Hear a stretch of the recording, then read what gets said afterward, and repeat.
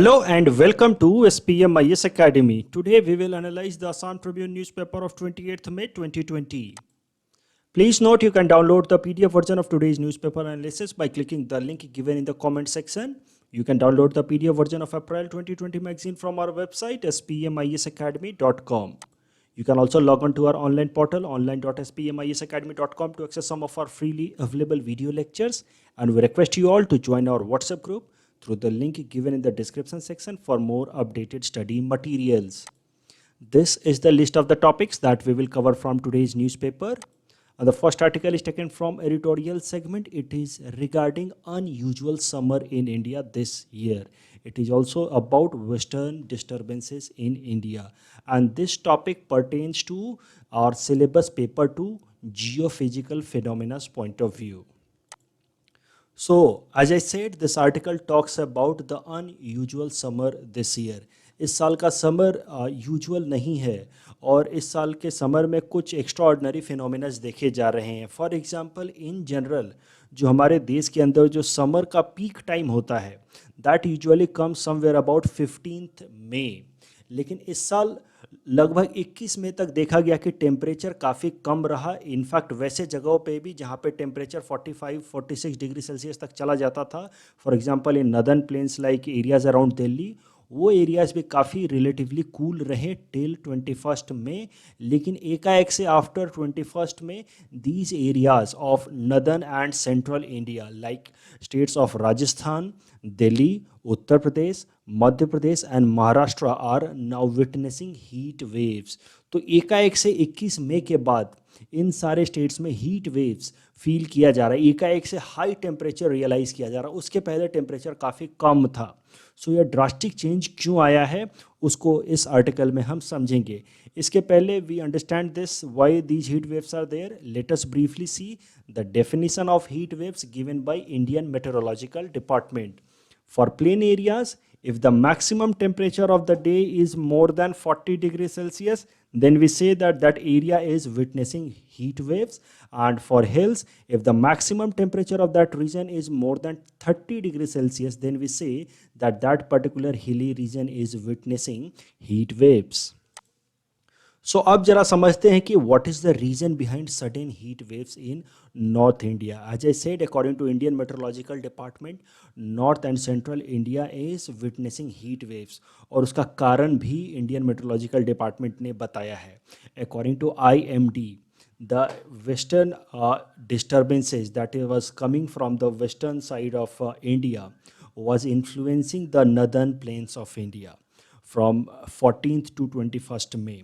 तो इस कारण से because of the western disturbances that inter into India and that was influential on Indian plain from 14 to 21st में, India के northern planes में जहाँ पे जनरली 15th मई के आसपास बहुत गर्मी होती है, वो इस साल 14th से 21st मई तक वैसी गर्मी नहीं देखी गई. इस जोन में इस टाइम में रिलेटिवली काफ़ी टेम्परेचर कम था, टेम्परेट था. लेकिन एकाएक से जब ये वेस्टर्न डिस्टर्बेंस ख़त्म हो गया, इसका इन्फ्लुएंस ख़त्म हो गया, then the temperature suddenly went up and the temperature was relatively low between 14 to 21st में इन जनरल, जितना ऑन एन एवरेज होता है उससे, और 21st मई के बाद से these places in north and central India is witnessing heat waves. As the passage of western disturbances has happened, western disturbance अब पास हो चुका है, and suddenly the usual temperature, the usual heat of this region has returned. तो इस पूरे के पूरे article में हम अपना फोकस रखेंगे in understanding what is this western disturbance and how it influenced in bringing down the temperature of north India. तो वेस्टर्न डिस्टर्बेंस को हम डिटेल में समझेंगे. अभी तक जो मैंने बताया उसको अगर एक लाइन में मैं समराइज करूं, देन आई हैव सेड कि नॉर्थ इंडिया के अंदर इन जनरल 15th मई के आसपास बहुत ज़्यादा टेम्परेचर रहता है, बट इस साल 14 से 21st मई तक टेम्परेचर काफ़ी कम रहा. एकाएक से 21st मई के बाद टेम्परेचर स्पाइक कर गया.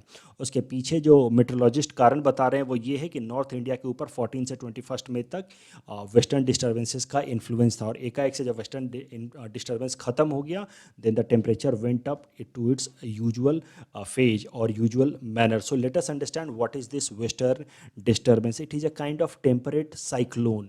created over Mediterranean Sea and brought to India by subtropical jet stream।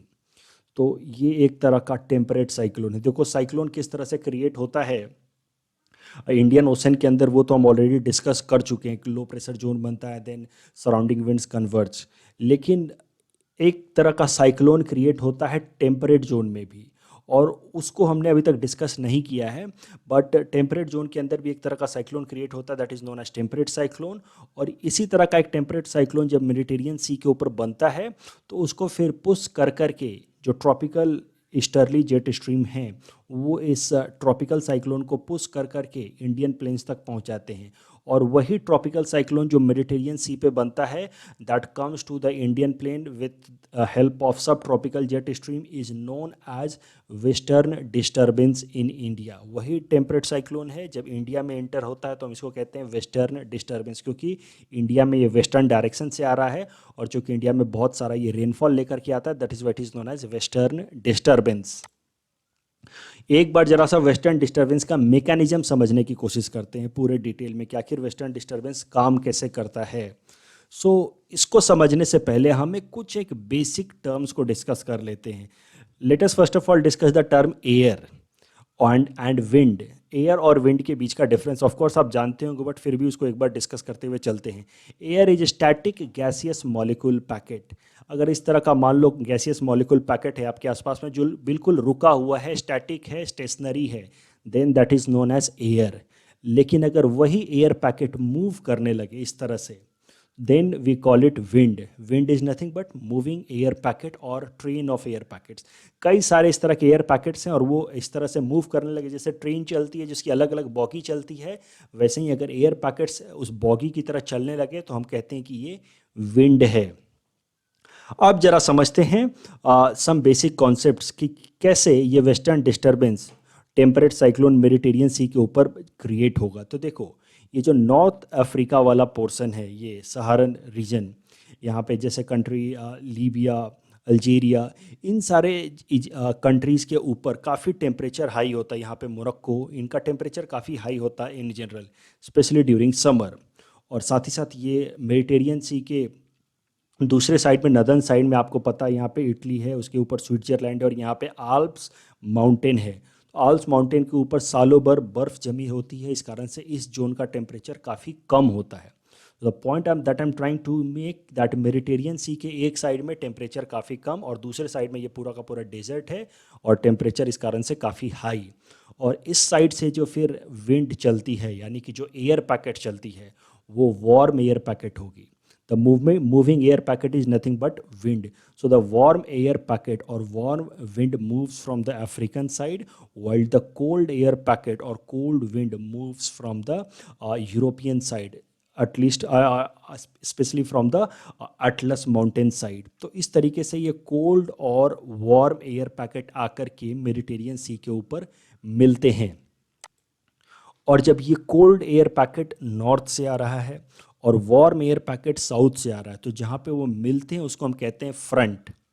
और जब ये दोनों फ्रंट मिलता है तो cold air packet of course थोड़ा सा हेवी होगा क्योंकि उसका टेम्परेचर कम है, तो डेंसिटी हाई होगी, it will be like thick jelly material. जबकि ये वार्म एयर पैकेट, इसकी टेम्परेचर काफ़ी ज़्यादा है, और जब टेम्परेचर ज़्यादा है तो इसके अंदर एनर्जी भी काफ़ी ज़्यादा होगा।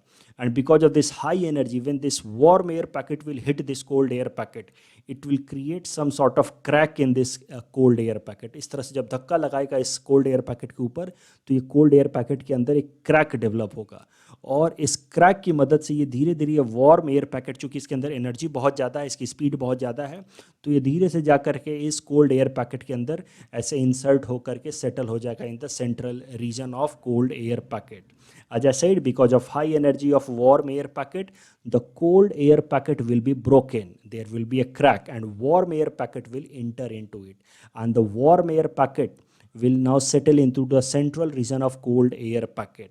और ये जो पूरा का पूरा एयर सिस्टम बनता है that is known as temperate cyclone. तो इसका देखो बस नाम साइक्लोन है, लेकिन इसका जो पूरा का पूरा मैकेनिज्म है that is quite different from the tropical cyclone जो हमने हाल फिलहाल में पढ़ा था। तो इस तरह का कोल्ड एयर मास आसपास में है, सराउंडिंग रीजन में, उसके सेंटर में इस तरह का वार्म एयर मास जब बनता है, इस तरह के सिस्टम को we call it temperate cyclone. अभी देखो दिस इज टेम्परेट साइक्लोन जो हमने रिप्रेजेंट करने की कोशिश की। अगर रियल सेंस में देखा जाए तो उसका इमेज कुछ इस तरह का होता है। This is a satellite image जो हमने यहाँ पे रिप्रेजेंट करने की कोशिश की है। आसपास में ये जो वाइट कलर से हमने रिप्रेजेंट किया, this is cold air mass, और ये जो बीच से ऐसे अंदर घुस रहा है that is warm air mass. So this is real satellite image. I hope this will give you some idea कि किस तरह से ये टेम्परेट साइक्लोन बनता है। तो एक बार जब ये टेम्परेट साइक्लोन बन गया इस मेडिटेरियन सी के ऊपर, इस तरह से जब नीचे से वार्म एयर पैकेट आया, ऊपर से कोल्ड एयर पैकेट आया, दोनों जब मिक्स हुए, then it leads to this temperate cyclone. अब ये टेम्परेट साइक्लोन को पुश करेगा subtropical easterly jet stream. Easterly jet stream के बारे में कल भी हमने बात की थी। कल जब मैंने आपको पोलर वोर्टेक्स बताया था कल के न्यूज़पेपर एनालिसिस में, देन आई टोल्ड यू कि अपर एटमॉस्फेरिक रीजन में जहाँ पे हेडले सेल और फेरल सेल का जंक्शन बनता है, वहाँ पे एक फास्ट सर्कुलेटिंग विंड सिस्टम बनती है जिसको सब ट्रॉपिकल ईस्टर्ली जेट स्ट्रीम कहते हैं। और वैसे ही पोलर सेल और फेरल सेल के जंक्शन पे जो फास्ट मूविंग जेट स्ट्रीम बनती है उसको पोलर जेट स्ट्रीम कहते हैं, जिसके बारे में कल हमने डिस्कस किया था। तो यहाँ पे हम फोकस रखेंगे on this tropical easterly jet stream. This tropical easterly jet stream will push this temperate cyclone towards India. तो this, as I said, this tropical easterly jet stream will push temperate cyclone towards India. हर एक standard books में जैसे GC Leong वगैरह में लिखा रहता है that temperate cyclone is pushed by tropical easterly jet stream just like dust particle is pushed by a river in its stream. तो जैसे रिवर के अंदर कोई डस्ट पार्टिकल या कोई चीज़ फ्लो करता रहता है, वैसे ही ये ट्रॉपिकल ईस्टर्ली जेट स्ट्रीम इस टेम्परेट साइक्लोन को फ्लो करा करा के इंडिया की तरफ लेकर के आएगा। तो इस तरीके से ये इंडिया की तरफ ये टेम्परेट साइक्लोन पुश हो करके because of this tropical easterly jet stream India में पहुंचेगा। तो as I said, this tropical temperate cyclone will be created over Mediterranean Sea. It will slightly get pushed towards India because of tropical easterly jet stream, India की तरफ आएगा। लेकिन हिमालय के कारण, आपको पता है कि हिमालय का ओरिएंटेशन कुछ इस तरह का है, और हिमालय के कारण ये सेम जो टेम्परेट साइक्लोन है that will get deflected towards northern plain of India. It will get deflected into the plains of Punjab, Uttar Pradesh and Delhi, और ये टेम्परेट साइक्लोन इंडिया के अंदर इंटर कर जाएगा। और इसी टेम्परेट साइक्लोन को हम कहते हैं western disturbance. It is known as western disturbance क्योंकि ये वेस्टर्न साइड से आ रहा है इंडिया के अंदर, और disturbance because it brings a lot of rainfall. Of course जो ये वार्म वाला विंड है जो अफ्रीका साइड से आ रहा है, जब ये मेडिटेरियन सी के ऊपर मूव कर रहा होगा तो नेचुरली इसने बहुत सारा मॉइस्चर पिक कर लिया होगा। ये बेसिक कॉन्सेप्ट आप ज्योग्राफी में जरूर पढ़ रखा होगा आपने कि जिस विंड की टेम्परेचर ज़्यादा होती है उसकी मॉइस्चर कैरिंग कैपेसिटी ज़्यादा होती है। तो ये जो सेंटर में जो एयर है, जो वार्म एयर पैकेट है, उसके अंदर मॉइस्चर बहुत होता है, और इस कारण से जब ये मॉइस्चर लेकर के यहाँ पहुँचेगा तो यहाँ पे इंडिया के ऊपर ये रेनफॉल कराता है। उसके साथ साथ आसपास में जो कोल्ड एयर पैकेट तो है ही है, and because of this cold air packet temperature relatively कम हो जाता है उस रीजन में जहाँ से टेम्परेट साइक्लोन पास होता है। और यही कारण है कि 14 से 21 मई तक टेम्परेचर नॉर्थ इंडिया में काफ़ी कम था, क्योंकि वहाँ से वेस्टर्न डिस्टर्बेंस या टेम्परेट साइक्लोन पास हो रहा था। थोड़ी बहुत बारिश भी हुई अलग अलग जगहों पे इन नॉर्थ इंडिया, लेकिन अब जब वेस्टर्न डिस्टर्बेंस पास हो चुका है पूरी तरह से डिसिपिएट हो चुका है, तो अब वहाँ पे एकाएक से टेम्परेचर बढ़ गया है, क्योंकि नॉर्मली उस नॉर्दर्न प्लेन में इस मई और जून महीने में टेम्परेचर हाई होता ही है because the sun is directly over this region in this particular time. तो वो जो नॉर्मल यूजुअल फेज होता है 15-20 मई के आसपास का high temperature in this region, वो अब वहाँ पे फेस किया जा रहा है, फील किया जा रहा है, and that is Y now heat waves have returned in north India. एक बात आपको ध्यान रखनी है that western disturbances keep on coming around the year. ये पूरे साल भर इंडिया के अंदर आते रहते हैं, यहाँ मेडिटेरियन सी पे बनेंगे और इंडिया के अंदर आते रहते हैं, लेकिन उनकी फ्रीक्वेंसी बढ़ जाती है in the month of January and February. और इस कारण से ही आप देखेंगे कि पंजाब हरियाणा वाले क्षेत्र में जनवरी फरवरी में बारिश हो जाती है थोड़ी सी, winter rainfall. That winter rainfall is brought by western disturbances originating on Mediterranean sea. और ये जो थोड़ी बहुत बारिश होती है जनवरी फरवरी में in the states like Punjab and Haryana, that makes these states of Punjab and Haryana very much suitable for growing wheat. क्योंकि ये जो राबी क्रॉप होता है उसका जो सबसे इंपॉर्टेंट क्रॉप है वीट, उसका सोइंग सीजन होता है अक्टूबर का, और जनवरी फरवरी के टाइम में उसके थोड़े थोड़े ग्रेन्स निकल के आते हैं। उन ग्रेन्स को जब हल्की बारिश मिलती है तो that small amount of rainfall helps in ripening of rabi crops like wheat, जिसके कारण बहुत फ़ायदा मिलता है। और ये एक इम्पॉर्टेंट कारण है जिस कारण से इन नदर्न स्टेट्स में जैसे कि पंजाब या हरियाणा में वीट उगाया जा सकता है। आप देखेंगे कि बाकी जो हमारे ईस्टर्न स्टेट्स हैं जैसे कि बिहार, झारखंड, वेस्ट बंगाल या फिर असम, वहाँ पे वीट इतना अच्छे से नहीं उगाया जा सकता क्योंकि हमारे स्टेट्स को विंटर के अंदर ये रेनफॉल नहीं मिल पाता। ये वेस्टर्न डिस्टर्बेंसेस इस रीजन तक रेयरली पहुंच पाता है, उसके पहले ही ये ख़त्म हो जाता है। तो ये विंटर रेनफॉल का एक बहुत इंपॉर्टेंट फ़ायदा होता है। This western disturbances create rainfall in the month of January and February in the states of Punjab and Haryana, that helps in growing wheat crops in India. एक स्मॉल अनाउंसमेंट है स्टूडेंट्स के लिए। लुक, बहुत सारे बेसिक कॉन्सेप्ट्स होते हैं, चाहे geography subject का हो या इकोनॉमिक्स का हो या किसी भी और सब्जेक्ट का हो, जिसको हम अपने न्यूज़पेपर एनालिसिस में पूरी स्क्रैच से कवर नहीं कर सकते, बिल्कुल बेसिक से कवर नहीं कर सकते, because we have a limited time frame in this newspaper session.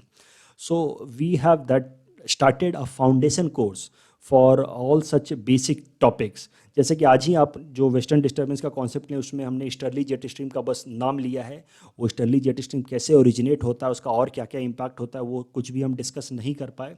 So some basic concepts की ज़रूरत होती है in order to make maximum utilization of newspaper analysis.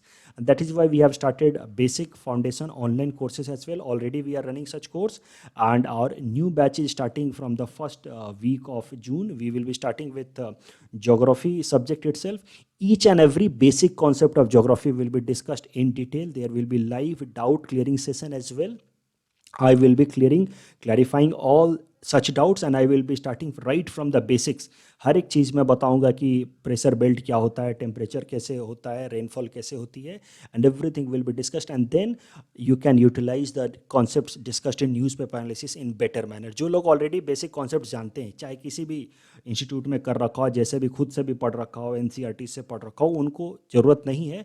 But those who fumble in basic concepts they need such basic understandings. The next article is taken from international segment. It is about Trump's offer for mediation between India and China. This topic is important from our syllabus, paper 3, international relations point of view. सबसे पहले news article समझते हैं। देखो, US president Donald Trump has offered to help new Delhi and Beijing, मतलब India and China को उन्होंने offer किया है to resolve their tensions along line of control. सबसे पहले तो ये टर्म लाइन ऑफ कंट्रोल मैं ऑलरेडी आपको बता चुका हूँ। This is the boundary between India and China. Since that boundary is not settled yet, that is why it is known as line of control. A vast land is left unguarded, demilitarized, that is why it is known as line of control. हाल फिलहाल में line of control के along कई सारे इस तरह के news निकल के, एटलीस्ट ऐसे 4 पॉइंट्स थे, like Pangong Tso lake, Demchok and Galwan valley in Ladakh and Nakula sector in Sikkim. कम से कम 4 जगहों पे इंडियन और चाइनीज सोल्जर्स के बीच में स्टैंड ऑफ हुआ, थोड़ा बहुत कन्फ्रंटेशन हुआ। और इसके बाद ये मैटर पूरे वर्ल्ड के सामने आया that India and Chinese soldiers are now confronting. Nevertheless India और चाइना के बीच में अपने सेटलमेंट्स हैं, अपने पैक्ट्स हैं, जो मैं ऑलरेडी आपको बता चुका हूँ, border defence cooperation agreement, in order to resolve the issues arising out of such stand off. लेकिन पूरी दुनिया अब इस इशू को ध्यान से देख रही है और वैसे हालात में अब यूएस प्रेसिडेंट डोनाल्ड ट्रंप ने एक ऑफर दिया है that he can mediate between India and China to resolve such tensions that are arising along line of control। देखो, इस पे हमारी इंडिया की एक्सटर्नल अफेयर्स मिनिस्ट्री ने अभी तक तो कुछ रिस्पॉन्ड किया नहीं है, लेकिन most probably India will reject this offer of Donald Trump. Donald Trump ने इस तरह से ट्वीट करके बोला that we have informed both India and China that United States is ready, willing and able to mediate or arbitrate their now raging border dispute. Thank you. तो अब इस पे इंडिया ने तो अभी तक रिस्पॉन्ड किया नहीं है, लेकिन मोर और लेस इंडिया डोनाल्ड ट्रंप के इस ऑफर को रिजेक्ट कर देगा। डोनाल्ड ट्रंप ने इस तरह का ऑफर पहले भी दिया था लास्ट ईयर अगस्त में with respect to India and Pakistan, और उसको फिर से इन्होंने इस साल जनवरी में 2020 के जनवरी में इन्होंने इस तरह का ऑफर दिया था कि अगर इंडिया और पाकिस्तान चाहे तो डोनाल्ड ट्रंप उन दोनों के बीच में मीडिएटर का रोल प्ले कर सकते हैं in order to resolve a border dispute, और इंडिया ने इस तरह का ऑफर साफ साफ रिजेक्ट कर दिया था। तो इस बार भी उम्मीद है कि इंडिया डोनाल्ड ट्रंप के इस ऑफर को रिजेक्ट कर देगा। इस तरह का इंसिडेंट जैसा कि मैंने बताया, he had made similar proposal in past as well, last year July, and then again this particular year in January he had made such proposal that I want to mediate on Kashmir issue. Of course he did it on request of a Pakistani Prime Minister Mr. Imran Khan, लेकिन India ने दोनों बार ही indirect तरीके से USA को बता दिया कि India और पाकिस्तान के बीच का जो भी डिस्प्यूट है that will be resolved bilaterally and we will not enjoy any third party intervention. ये इंडिया और पाकिस्तान के बीच की एग्रीमेंट ऑलरेडी हो चुकी है, Shimla agreement way back in 1972, जिसमें हमने आपस में ही एग्रीमेंट किया था कि आगे हम कश्मीर इशू को बायलैटरल ग्राउंड पे रिजॉल्व करेंगे, हम किसी थर्ड पार्टी इंटरवेंशन को अलाउ नहीं करेंगे इन कश्मीर इशू। तो इसी का शिमला एग्रीमेंट का हवाला देते हुए इंडिया ने रिजेक्ट कर दिया था similar proposal of Donald Trump. और इस बार भी देखो, वैसे तो इंडिया और चाइना के बॉर्डर डिस्प्यूट को लेकर के इस तरह का कोई शिमला एग्रीमेंट जैसा कोई हमारा एग्रीमेंट है नहीं, बट इस बार भी डोनाल्ड ट्रंप के इस प्रपोजल को इंडिया मोस्ट प्रोबेबली रिजेक्ट कर देगा, because India does not want any third party intervention in resolving any border dispute, क्योंकि एनी थर्ड पार्टी को बुलाने का मतलब है that you are giving up on your own sovereignty, so India will never allow that. एक बार जरा सा देख लेते हैं, as I said that Shimla agreement को फॉलो करते हुए इंडिया ने कभी भी शिमला एग्रीमेंट 1972 के बाद से इंडिया पाकिस्तान के बीच का जो कश्मीर डिस्प्यूट है उसमें थर्ड पार्टी का इंटरवेंशन कभी भी अलाउ नहीं किया। तो एक बार जरा सा शिमला एग्रीमेंट के प्रोविजंस को देख लेते हैं। There were four main proposals और provisions of Shimla agreement. Any outstanding issues between India and Pakistan, especially the Kashmir issue, will be resolved through bilateral negotiation। ये बात सबसे इम्पॉर्टेंट है कि आगे से हम किसी भी थर्ड पार्टी इंटरवेंशन को एंजॉय नहीं करेंगे in India Pakistan issue, specially Kashmir related issue. दूसरा, diplomatic recognition to Bangladesh by Pakistan. तो ये बात मैं आपको ऑलरेडी पहले बता चुका हूँ कि 1971 दिसंबर में Indian armed forces inter into east Pakistan province, जो आज के टाइम में बांग्लादेश है, और इंडियन फोर्सेस ने वहाँ पे पाकिस्तानी आर्मी को सरेंडर करने के लिए मजबूर किया। यहाँ पे आप देख सकते हैं कैसे पाकिस्तान के आर्मी जनरल नियाजी साइन कर रहे हैं सरेंडर एग्रीमेंट, और इस सरेंडर एग्रीमेंट के साथ ही पाकिस्तान ने सरेंडर कर दिया और इंडिया ने पाकिस्तान के 93,000 सोल्जर्स को प्रिजनर ऑफ वॉर बना लिया था। और इंडिया ने अपने तरफ से डिक्लेयर कर दिया Bangladesh as an independent country, लेकिन पाकिस्तान ने इसको उस बात को तब तक नहीं मानी थी 1971 दिसंबर में, जब इंडिया ने बांग्लादेश को एक इंडिपेंडेंट कंट्री डिक्लेयर कर दिया जो उस टाइम तक ईस्ट पाकिस्तान था।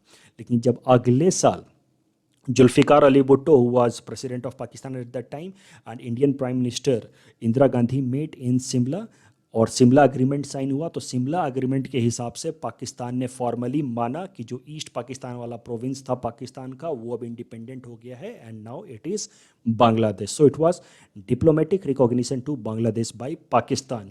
उसके अलावा जो 93,000 सोल्जर्स पाकिस्तान के इंडिया ने कैप्चर किए थे as prisoner of war, they were released under Shimla agreement. And as I discussed in our some other classes as well, that cease fire line that was between in Pakistan occupied Kashmir and Indian side of Kashmir was now transformed into line of control। Seize fire line का भी concept मैंने discuss किया था कि cease fire मतलब temporary stoppage of war. तो 1948 में जो वॉर स्टार्ट हुई थी वो 1972 तक शिमला एग्रीमेंट तक ऑफिशियली ख़त्म नहीं हुई थी, सो it was a seize fire line.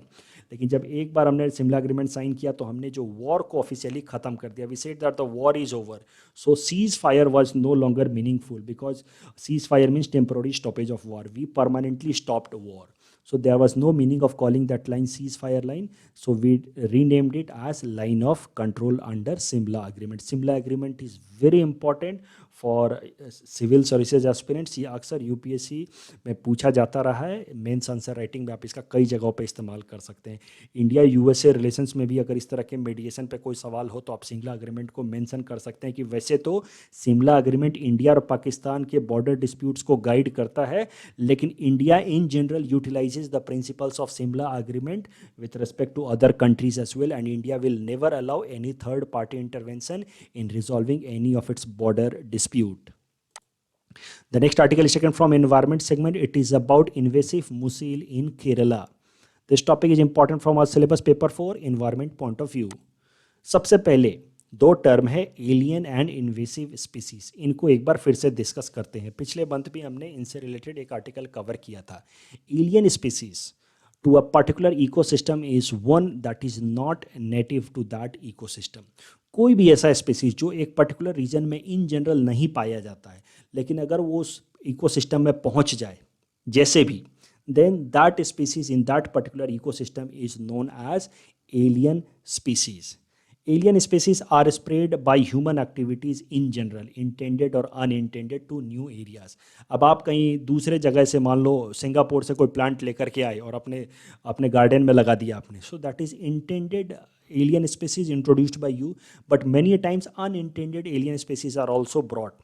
ये ज़्यादातर जो unintended alien species आते हैं, they are brought through the ship ballast. देखो शिप बलास्ट का एक बार कॉन्सेप्ट डिस्कस कर लेते, then we will move forward. देखो इस तरह का जो भी हेवी शिप होता है, चाहे कार्गो शिप हो या पैसेंजर शिप हो, उसका जो लोअर सेगमेंट होता है उसको हम कहते हैं बलास्ट, और उस बलास्ट में वाटर फिल किया जाता है। Blast is like a tank, उसमें हेवी ज़्यादा अमाउंट में वाटर फिल किया जाता है। उसमें वाटर इसलिए फिल करते हैं ताकि शिप का बैलेंस बना रहे। Ballast tanks take in and expel water in order to maintain ship balance. देखो जब शिप को किसी एक जगह से चलना होता है सोर्स पॉइंट से, तो बलास्ट को पानी से भर दिया जाता है ताकि नीचे वाले सेगमेंट का थोड़ा वेट बिल्ड हो जाए। वेट बिल्ड होने से शिप थोड़ा सा सिंक करेगा, उसका नीचे वाला पोर्शन, और शिप का एक बैलेंस बना रहेगा। So water is loaded in the blast at the source point, जहाँ पे शिप को चलना है। तो जब वाटर लोड किया जाता है तो उसके साथ साथ बहुत सारे इस तरह के स्पीसीज भी उसमें लोड हो जाते हैं। जैसे ग्रीन कलर से हमने यहाँ पे उन स्पीसीज को रिप्रेजेंट करने की कोशिश की है। फिर शिप अपने जर्नी को पूरा करता है, अपने वोयाज को पूरा करता है, और फिर अपने डेस्टिनेशन पे पहुंच जाता है। और जब वो अपने डेस्टिनेशन पे पहुंच जाता है शिप, तो इसी बलास्ट के वाटर को रिलीज कर देता है। तो जब बलास्ट के वाटर को रिलीज करता है, तो along with that blast water, those species that was carried in blast are get released in the destination point, and in that way these species get carried to a long distance, and in the new ecosystem where they are released through this ballast, that in that ecosystem they are known as alien species. And many a times such alien species act as invasive alien species. तो alien species तो हमने समझ लिया कि कोई भी नया species है, लेकिन उनमें से कुछ alien species are known as invasive alien species. Invasive इसको इसलिए बोलते हैं क्योंकि वो नई जगह पे जा कर के और इतना फास्ट तरीके से ग्रो करते हैं कि वहाँ के जो भी रिसोर्सेज उसको खुद ही ज़्यादातर कंज्यूम करने लगते हैं। जो वहाँ के लोकल स्पीसीज हैं वो फिर मरने लगते हैं। वैसे हालात में उस एलियन स्पीसीज को हम कहते हैं invasive alien species.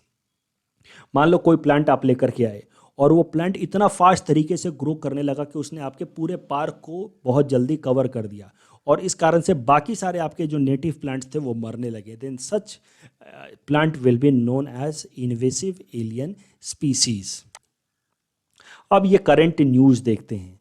So the current news says that an invasive mussel has been found in Kerala's back water. ये जो इन्वेसिव मुसेल है, पहले तो देखो मुसेल का मतलब समझ लो। मुसेल्स आर ए काइंड ऑफ मॉल्यूस्कस, जिसको हिंदी में आप सीप कहते हैं ना, सीप, वो होते हैं मुसेल्स। और एक तरह का एलियन मुसेल्स पाया गया है ऑन केरला कोस्ट, केरला के बैक वाटर में।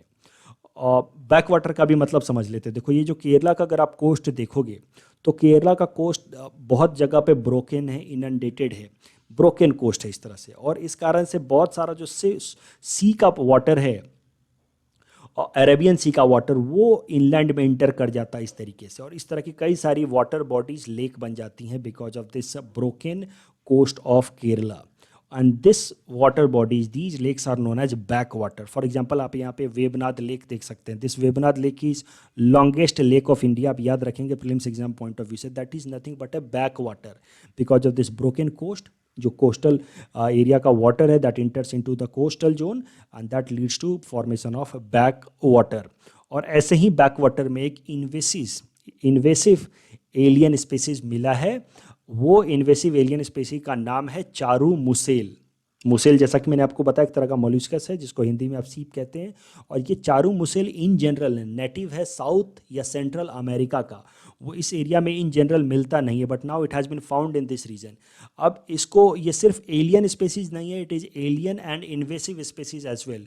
क्योंकि ये जो आसपास का जो हमारा जो मुसेल है जिसको हम कहते हैं लोकल एशियन ग्रीन मुसेल या एडिबल ऑयस्टर, उन सबको धीरे धीरे ये ख़त्म कर रहा है क्योंकि जो भी रिसोर्सेज हैं उनको ज़्यादा ज़्यादा ये खुद कैप्चर कर रहा है and our local mussels are dying.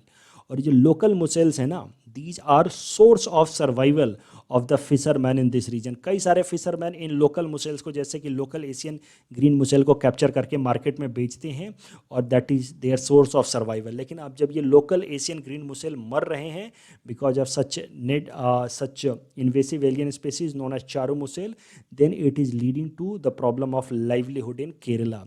सबसे ज़्यादा जो बुरी तरह से इम्पैक्ट हुआ है वो है Ashtamudi lake that is in the Kollam district of Kerala. Ashtamudi lake इसलिए भी इंपॉर्टेंट है because it is a Ramsar site. तो हो सकता है कि ये एग्जाम में पूछ लिया जाए। और अगर आप देखें तो in Ashtamudi lake the population of this charru mussel which is an invasive alien species, उसकी पॉपुलेशन इतनी ज़्यादा बढ़ गई, इट इज़ 11,384 पर स्क्वायर मीटर। इतना ज़्यादा इनका डेंसिटी उस रीजन में बढ़ चुका है।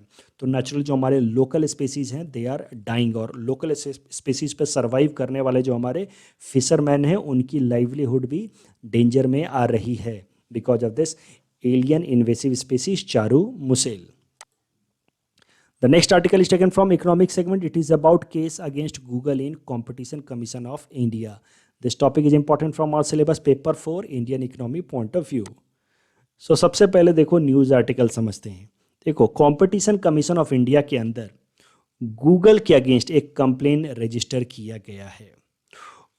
जरा समझते हैं कि ये कंप्लेन किस ग्राउंड पे रजिस्टर किया गया। देखो गूगल आपको एक पता है बहुत बड़ी सॉफ्टवेयर कंपनी है और उसका जो एक सबसे पॉपुलर सॉफ्टवेयर है that is it's Android app store, जिसको हम गूगल प्ले स्टोर नाम से जानते हैं। देखो वैसे तो एंड्रॉयड ऐप स्टोर का मतलब क्या है कि एंड्रॉयड बेस्ड जितने भी एप्लीकेशंस हैं या ऐप्स हैं उन सबको एक जगह यहाँ पे पाया जा सकता है। वैसे तो कई सारे एंड्रॉयड ऐप स्टोर हैं लेकिन जो सबसे पॉपुलर एंड्रॉयड ऐप स्टोर है वो है गूगल प्ले स्टोर। तो अगर आपको एंड्रॉयड बेस्ड कोई सा भी ऐप डाउनलोड करना होता है तो आप बस बाय डिफ़ॉल्ट जाते हैं गूगल प्ले स्टोर से और उसको डाउनलोड कर लेते हैं। So no doubt Google Play Store has dominant position, it has a monopolistic position in Android App Store. अब न्यूज़ ये है कि Android App Store में तो Google लीडर है। अब उस Android App Store के अंदर अपने जो Google Play Store जिसको कहते हैं उसके अंदर Google का जो डिजिटल पेमेंट का ऐप है जिसका नाम है Google पे, उसको गूगल प्ले स्टोर काफ़ी प्रोमिनेंट तरीके से रिफ्लेक्ट करता है, सबसे ऊपर दिखाता है। जबकि जो उसके कॉम्पिटिटर्स हैं जैसे कि पेटीएम वगैरह है, भीम है, उन सबको काफ़ी नेग्लेक्टेड तरीके से, काफ़ी रिस्ट्रिक्टेड तरीके से दिखाता है। उनको रिलेटिवली स्मॉलर साइज़ में दिखाएगा ताकि जो भी गूगल प्ले स्टोर पे जाए उसको सबसे पहले गूगल पे दिखे, उसको जो उसके बाकी कॉम्पिटिटर्स हैं वो ढंग से ना दिखें। ऐसा कंप्लेन रजिस्टर किया गया है कंपटीशन कमीशन ऑफ इंडिया के अंदर। और इस कंप्लेन के पीछे बेसिस ये है कि गूगल जो है अपने गूगल प्ले स्टोर का जो प्रीडोमिनेंट पोजीशन है मार्केट के अंदर उसका गलत इस्तेमाल कर रहा है अपना दूसरा प्रोडक्ट गूगल पे को प्रमोट करने के लिए। आप अपने किसी भी डोमिनेंट पोजीशन का आप मिसयूज नहीं कर सकते, आप उसको अब्यूज नहीं कर सकते in order to restrict competition in market. अगर आप किसी भी फील्ड में मान लो बहुत आगे हैं तो आप उस अपने पोजीशन को आप मिसयूज नहीं कर सकते in order to suppress other competitors in some other field. ये पर्पस है, इस पर्पस से मैंने इस आर्टिकल को कवर किया है। देखो competition commission of India, as I said, it is a statutory body of government of India and it has been established under competition act 2002। इसका मेन ऑब्जेक्टिव है to prevent practices that are having adverse effect on competition. इसका purpose ये है कि market के अंदर competition बनाए रखना, नए प्लेयर्स के अगेंस्ट कोई मोनोपोली ना प्रैक्टिस कर पाए, to promote and sustain competition in market. अब जरा देखते हैं significance of competition commission of India. तो देखो हमारी एक लिबरल मार्केट ड्रिवन इकोनॉमी है और लिबरल मार्केट ड्रिवन इकोनॉमी में जरूरी है कि ज़्यादा से ज़्यादा प्लेयर्स हों जो एक पर्टिकुलर सर्विस प्रोवाइड कर रहे हों, तभी जा कर के आप वहाँ पे किसी एक पर्टिकुलर प्लेयर का मोनोपोली बिल्ड नहीं होगा। ज़्यादा से ज़्यादा जब प्लेयर्स आएंगे किसी एक पर्टिकुलर फील्ड में, मान लो एयरलाइन बिजनेस है, एयरलाइन बिजनेस में अगर सिर्फ एयर इंडिया का मोनोपोली हो जाए तो ज़्यादा से ज़्यादा प्लेयर नहीं आ पाएंगे एयरलाइन बिजनेस में। सो उस बिजनेस का एक्सपेंशन नहीं हो पाएगा, उस बिजनेस का एक्सपेंशन नहीं होगा तो एम्प्लॉयमेंट जनरेशन नहीं होगा।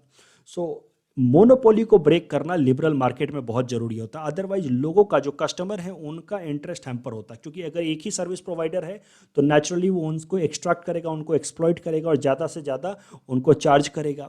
But if there are multiple players then customer are benefited, they get better product that too at low price. So competition commission of India का पर्पस ही यही है कि किसी भी एक पर्टिकुलर प्लेयर को मोनोपोली ना बनाने दे and customers should be benefited. तो देखो इंडिया ने 1991 के बाद से एलपीजी रिफॉर्म्स लेकर के आया, मतलब now we have moved from restricted socialist model to market driven liberal model. तो वैसे मार्केट ड्रिवन लिबरल मॉडल के अंदर हमें इस तरह का एक ऑर्गेनाइजेशन की ज़रूरत है जो मार्केट के अंदर कंपटीशन को रेगुलेट करे, किसी भी एक प्लेयर को मोनोपोली बिल्ड ना करने दे। और इसी पर्पस में अभी गूगल के अगेंस्ट कंप्लेन रजिस्टर किया गया है। Competition commission of India ensures that there is no monopoly of few companies over market, thus it ensures that no big company takes advantage of its position to suppress new startups. In our query segment we will understand about the concept environment flow of a river, जिसको short में E flow भी कहते हैं। देखो E flow का definition है that is the minimum flow regime that are required to maintain a river in a desired environmental state और predetermined state. मान लो जैसे गंगा रिवर है तो उसमें उसको डिफाइन कर दिया जाए कम से कम इस रिवर का इतना मिनिमम फ्लो अलाउ किया जाना चाहिए ताकि ये रिवर की अपनी जो नेचुरल हेल्थ है, इन्वायरमेंटल हेल्थ है, वो बनी रहे। क्योंकि कई सारे एक्टिविटीज़ रिवर पे डिपेंडेंट होते हैं, for example irrigation, hydro power, domestic use, industrial use, और उस चक्कर में हो सकता है कि इस रिवर का पूरा पानी ही डाइवर्ट कर लिया जाए। वैसे हालात में रिवर की अपनी कुछ भी इन्वायरमेंटल हेल्थ बचेगी नहीं और रिवर के अंदर का जो भी डस्ट पार्टिकल है वो वहीं सेटल हो जाएगा, रिवर क्लॉग हो जाएगी। तो इस कारण से रिवर्स की अपनी एक ई फ्लो डिटरमाइन की जाती है कि इस रिवर का मिनिमम इतना ई फ्लो इस पर्टिकुलर जगह पे होना चाहिए, इन्वायरमेंटल फ्लो होना चाहिए, चाहे कोई सी भी इकोनॉमिक एक्टिविटीज़ हो, लेकिन इस रिवर का इतना इकोनॉमिक फ्लो से कम नहीं होना चाहिए। फॉर एग्जांपल ये 4 जगहों का मैंने ई फ्लो दे रखा है कि मानसून सीजन में इस जगह का गंगा रिवर के ऊपर इन जगहों पे ई फ्लो इतना होना चाहिए, दूसरे जगह पे ई फ्लो इतना होना चाहिए, नॉन मानसून सीजन में इतना होना चाहिए। इस तरीके से ई फ्लो डिटरमाइन किया गया है अलग अलग इंपॉर्टेंट रिवर्स का इंडिया के अंदर, इंक्लूडिंग रिवर गंगा। ये ई फ्लो टर्म न्यूज में हाल फिलहाल में इसलिए था क्योंकि सेंट्रल वाटर कमीशन ने ऐसा एक नोटिफिकेशन दिया था that 4 out of 11 hydro power projects in the upper Ganga river is against the E flow norms of Ganga. तो ये जो 4 प्रोजेक्ट यहाँ पे हमने रिप्रेजेंट किए, इनके सारे के नाम आपको याद करने की ज़रूरत नहीं है। ये चारों प्रोजेक्ट जो हैं वो अनसस्टेनेबल तरीके से पानी निकाल रहे हैं गंगा रिवर के ऊपर से, according to central water commission. They are hampering environmental flow, वो इतना पानी निकाल रहे हैं कि जो मिनिमम इन्वायरमेंटल फ्लो अलाउ होना चाहिए गंगा रिवर को वो भी नहीं हो पा रहा है। The next article is taken from demilitarized zone. The next article is about demilitarized zone. It is from query segment, of course. So ये जो demilitarized zone है, that is in general an area which, according to an agreement between two countries, remains forbidden for military installation और military activities. सरल शब्दों में इसका मतलब ये है कि मान लो कि ये रियल लाइफ एग्जांपल के साथ समझते हैं। इंडिया और चाइना के बीच के बॉर्डर को हम कहते हैं लाइन ऑफ एक्चुअल कंट्रोल। इसको हम लाइन ऑफ एक्चुअल कंट्रोल इसलिए कहते हैं क्योंकि इसमें वास्ट स्ट्रेच ऑफ लैंड, कम से कम 40 से 50 किलोमीटर लंबा लैंड इस तरह का छोड़ा हुआ है, जहाँ पे इन जनरल हमारे बीच की अग्रीमेंट है कि ना इंडियन आर्मी इसके अंदर वेंचर करेगी ना चाइनीज़ आर्मी इसके अंदर वेंचर करेगी। इन जनरल वैसे तो बार बार ये वेंचर कर जाते हैं, चाइनीज़ लोग घुस जाते हैं, इस कारण से कन्फ्लिक्ट भी हो जाता है, but in general there is an understanding that we will leave a stretch of about 40 to 50 kilometre that will be not entered by Indian army neither by Chinese army. So इस zone को कहा जा सकता है demilitarise zone. ये जो 40 से 50 kilometre का लंबा स्ट्रेच है उसको हम कह सकते हैं वाइड स्ट्रेच है, इसको हम कह सकते हैं that it is a demilitarised zone. हाल फिलहाल में ये टर्म बार बार इसलिए न्यूज़ में निकल के आ रहा था because Chinese soldiers enter into demilitarised region of Pangong so, that is a lake, Demchok, Galwan valley in Ladakh and Naku La in Sikkim. तो ये सब डीमिलिटराइज जोन है, फिर भी चाइनीज सोल्जर्स इस एरिया में घुस जाते हैं और इस कारण से इंडियन सोल्जर्स के साथ उनकी कन्फ्लिक्ट हो जाती है, और इस कारण से ये टर्म डीमिलिटराइज जोन काफ़ी न्यूज़ में रहा है हाल फिलहाल में।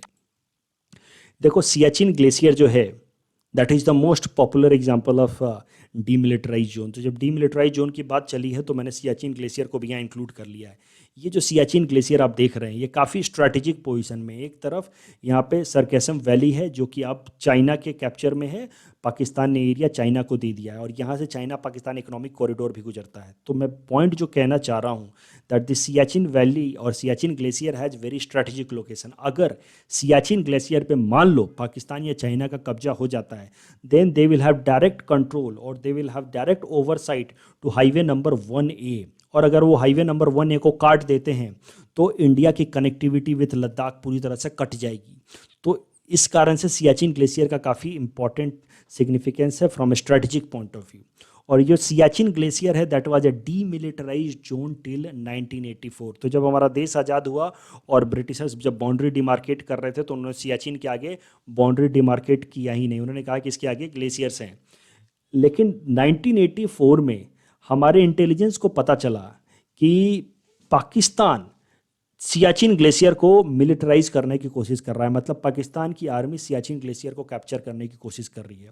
तो उसके पहले इंडियन आर्मी ने एक ऑपरेशन लॉन्च किया, ऑपरेशन मेघदूत, और हमने इस सियाचिन ग्लेशियर को उसके पहले ही कैप्चर कर लिया, उसको अपने कंट्रोल में ले लिया, मिलिटराइज कर लिया। So since 1984 after operation Meghdoot Siachen glacier is militarised by India, it is under India's control, क्योंकि इंडिया नहीं चाहता कि ये इतना इंपॉर्टेंट स्ट्रेटेजिक ग्लेशियर चाइना या पाकिस्तान के कंट्रोल में आ जाए। In our segment 400 most probable topics for upcoming UPSC Prelims 2020, today we will cover topic number 386 to 390. Topic number 386 is about bio-rock or mineral accretion technology. So Geological Survey of India with help of Gujarat Forest Department is attempting for the first time a process to restore coral reefs using bio-rock or mineral accretion technology in Gulf of Kutch. Bio-rock is the name given to the substance found by electroaccumulation of minerals dissolved in sea water on a steel structure. सरल शब्दों में एक इस तरह का steel structure रखा जाएगा ocean के अंदर, सी के अंदर, जिसको कनेक्ट किया जाएगा सोलर कलेक्टर से। सोलर कलेक्टर की एनर्जी से ये सी जो स्टील फ्रेम है ये एक्टिवेट हो जाएगा और इसके ऊपर कोरल फ्रैगमेंट्स इकट्ठा होने लगेंगे, डिपॉजिट होने लगेंगे, और उसकी मदद से कोरल रीफ्स को प्रिजर्व करके रखा जा सकता है। Coral reefs will grow 4 to 6 times faster with help of this technology. In general जो उनका रेट होता है नेचुरली उससे 4 से 6 गुना वो फास्टर तरीके से कोरल रीफ ग्रो करेंगे। Please attempt this question that is based on this topic. Topic number 387 is about Cyber Safe Women Initiative. Maharashtra government has launched Cyber Safe Women Initiative, and under this awareness campaign will be held across all districts of the state regarding cyber safety. Please attempt this question that is based on this topic. Topic number 388 is about Global Refugee Forum. For the first time, Global Refugee Forum took place from 17 to 18 December in 2019 in Geneva, Switzerland. The event was organized by the government of Costa Rica, Ethiopia, Germany, Pakistan, Turkey in partnership with United Nations High Commission for Refugees. अब ये पूरे countries के नाम आप याद मत रखो, इतना बस याद रखो कि this was held for the first time in 2019. It was co-hosted by the government of Switzerland. The next Global Refugee Forum will take place in 2023 with mid-term review meeting in 2021. Please attempt this question that is based on this topic. Topic number 389 is about Yarabuba crater. The Yarabuba crater is an impact structure, the eroded remnant of former impact crater situated in the northern Yilgarn Craton near Yarabuba station between towns of Sandstone and Mikathara, that is in mid-western Australia. It is earth's oldest known impact structure, मतलब कोई एक मेट्योराइट इससे टकराया होगा हमारे अर्थ से जिसके कारण जो इम्पैक्ट रह गया हमारे अर्थ पे, उसका ये सबसे ओल्डेस्ट स्ट्रक्चर है। Please attempt this question that is based on this topic. Topic number 390 is about new emerging and strategic technology nest. Ministry of External Affairs announced the setting up of new emerging and strategic technology NEST division. This will look into the issues pertaining to new and emerging technologies and will help in collaboration with foreign partners in the field of 5G and artificial intelligence, which are in line with India's security goals. Please attempt this question that is based on this topic. This is the answer of question number 381 to 385 that we had given in yesterday's newspaper analysis. Today's question number 386 to 390 can be attempted by students and you can submit the answer in the comment section. We will be sharing answer of these questions in tomorrow's newspaper analysis. That's all from our side for today. Thanks for watching.